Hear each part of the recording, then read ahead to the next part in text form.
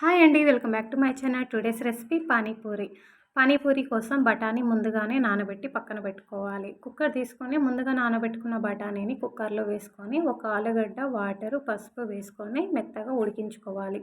బఠానీ ఉడికేలోగా panipuri water prepare చేసుకుందాం. చిన్న మిక్సీ జార్ తీసుకొని పుదీనా, కొత్తిమీర, పచ్చిమిర్చి వేసుకొని మెత్తగా పేస్ట్లా పట్టుకోవాలి. పట్టుకున్న పేస్ట్ని వాటర్ వేసుకొని వడగట్టుకోవాలి. ముందుగా నానబెట్టుకున్న చింతపండు నుంచి చింతపండు రసం వేసుకోవాలి. అలాగే ఉప్పు వేసుకొని కొంచెం ధనియా పౌడర్ వేసుకొని పానీపూరి మసాలా కూడా యాడ్ చేసుకొని మొత్తం కలుపుకోండి.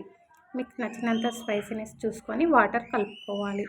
ముందుగా ఉడికించుకున్న బఠానీని కొంచెం స్మాష్ చేసుకొని పక్కకు పెట్టుకోండి. కడాయి పెట్టుకొని ఆయిల్ వేసుకున్న తర్వాత జీలకర్ర వేసుకొని అలాగే ఆనియన్స్ వేసుకున్న తర్వాత ఆనియన్స్ బాగా మగ్గిన తర్వాత టమాటా వేసుకొని బాగా మగ్గించుకోండి. బాగా మగ్గిన తర్వాత ముందుగా ఉడికించుకున్న బఠానీ మిశ్రమాన్ని యాడ్ చేసుకోవాలి. అలాగే క్యారెట్ తరుగు, అలాగే కొత్తిమీర తరుగు వేసుకొని బాగా కలుపుకోవాలి. కొన్ని వాటర్ వేసుకొని ఉప్పు, కారం వేసుకోవాలి. అలాగే పసుపు యాడ్ చేసుకొని బాగా ఉడికించుకోవాలి.